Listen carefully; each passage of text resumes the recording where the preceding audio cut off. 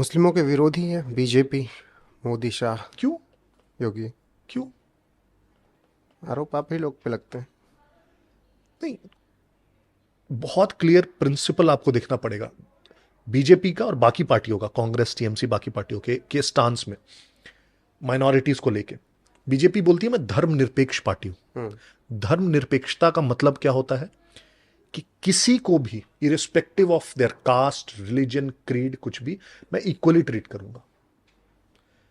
आप कोई भी है, मैं आऊंगा तो एकदम सेम ट्रीटमेंट होगा, किसी को भी स्पेशल ट्रीटमेंट नहीं होगा, चाहे कुछ भी हो जाए।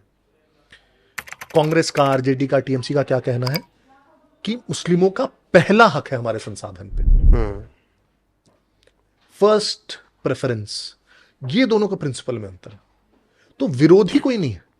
और मैं इस स्टांस को सही मानता हूं क्योंकि जो हमारा देश का संविधान है, जो इस देश की पूरी संरचना है, वो इसी धर्मनिरपेक्षता पे बनी है कि किसी को भी प्रेफरेंस नहीं देना है एक दूसरे के ऊपर। जब आप प्रेफरेंस देने लगते हैं तो फिर मुस्लिम्स को क्यों, बुद्धिस्ट को क्यों नहीं, जैन्स को क्यों, तो और छोटे हैं, पारसी को कर दीजिए, सिख को कर दीजिए, क्यों भाई? वो इलेक्टोरली उतना बड़ा नहीं है इसलिए, ये 15% है इसलिए। बिल्कुल, प्रेफरेंस की बात आई तो लगातार 14 से बात हो रही सबका साथ सबका विकास, लेकिन 24 के रिजल्ट ने थोड़ा सा आंख खोली है। उसके बाद तमाम लोग कह रहे हैं कि ये सबका साथ सबका विकास नहीं, जिसका जितना साथ उसका उतना विकास पे क्यों नहीं आ रहे हैं आप लोग? क्योंकि वो प्रिंसिपल नहीं है। फिर से वो प्रिंसिपल है कभी भी बीजेपी का, धर्मनिरपेक्षता का। और कोई भी स्कीम आती है, पीएम आवास है, आयुष्मान योजना है, जल नल योजना है, वो जो भी व्यक्ति इकोनॉमिकली उस श्रेणी में आएगा उसको मिलेगा, किसी जाति से है, किसी धर्म से है। अब इसका जब डेटा उठा के हम देखने लगते हैं तब हम देखते हैं कि जो ज्यादा बेनिफिशियरीज आते हैं वो विशेषकर उन समुदायों से आ रहे हैं जिनमें ज्यादा इसकी पकड़ है, ज्यादा आपस में चर्चाएं होती हैं, एक दूसरे का सपोर्ट करते हैं। तो वो मेरे ख्याल से ग्राउंड पे सॉल्व करने की जरूरत है। उसके लिए केंद्र सरकार कुछ नहीं कर सकती है, उसमें हमें आपको आगे आना होगा। हमें आपको सबको उन स्कीम्स को सही जगहों तक पहुंचाना, उनका लाभ दिलवाना, वो हमारा काम है। या जो भी राजनेता है या छोटे नेता है जो जमीन पर काम करते हैं, सामाजिक कार्यकर्ता, उन सबका काम। कोई भी सरकार कभी किसी के विरोध में या पक्ष में काम करे, दोनों गलत है। ये बात इसलिए कि जिसका जितना साथ उसका उतना विकास। कई खबरें आई, कई फेक खबरें भी उसके आधार पर चली, लेकिन एक खबर आई काशी से। 1.5 लाख का मार्जिन प्रधानमंत्री नरेंद्र मोदी की जीत का था।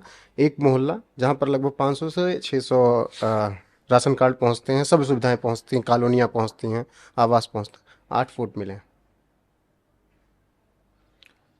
दुखद है, लेकिन फिर से लोकतंत्र है।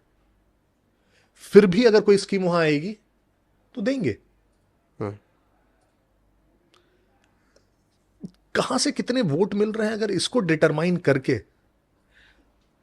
अगर स्कीम्स वहां पहुंचने लगे तो देश टूट जाएगा। और फिर से मैं कह रहा हूं, दोनों पक्ष नहीं करेंगे, ना उसके विरुद्ध काम करेंगे, ना उनको स्पेशल प्रेफरेंस देके काम करेंगे। प्रिंसिपल वही है। आप लोग चिंता जता रहे हैं देश टूट जाएगा। राहुल गांधी कह रहे हैं केरोसिन फैला हुआ है, वो तो चिंता नहीं कर रहे। क्या फैला हुआ है? केरोसिन पूरे देश में फैला, बस माचिस जलानी। मेरे ख्याल से वो अपने लिए बोल रहे होंगे, क्योंकि आप देख लीजिए जितने भी इस प्रकार के भाषण और जितने भी इस प्रकार के कमेंट्स आते रहे हैं चुनावों में, आप देख लीजिए, खासकर हिंदुओं के विरुद्ध, वो किस पार्टी से और किस तबके से आए। चाहे वो आप साउथ से देख लीजिए, स्टालिन से शुरू कीजिए, आप खड़गे जी के बेटे से देखिए, आप महाराष्ट्र चले जाइए, आप राहुल गांधी तक चले जाइए, जहां भी चले जाइए। तो आप बताइए ना, हिंदू हिंसक होता है? नहीं। फिर इतना सब सुनने के बाद भी, इतनी गालियां सुनने के बाद भी, स्टालिन ने क्या क्या नहीं कहा, खड़गे के बेटे ने क्या क्या नहीं कहा, और फिर भी हम सिर्फ वाद विवाद और तर्कों से इसका बहस करते हैं। यही दिखलाता है कि हिंदू हिंसक नहीं होता है। इतना बड़ा देश जिसका 80% आबादी हिंदू है, और इतनी सामंजस्य से, इतने समन्वय से ये पूरा देश चलता है, इससे बड़ा एग्जाम्पल क्या हो सकता है? आप उसी देश में हिंदुओं को गाली इतनी देते हैं, इतनी गाली देते हैं, सुबह शाम उठते जागते गालियां दे रहे हैं, वो फिर भी बेचारा सुन रहा है, उसमें से कुछ आपको वोट भी दे रहा है। बिल्कुल।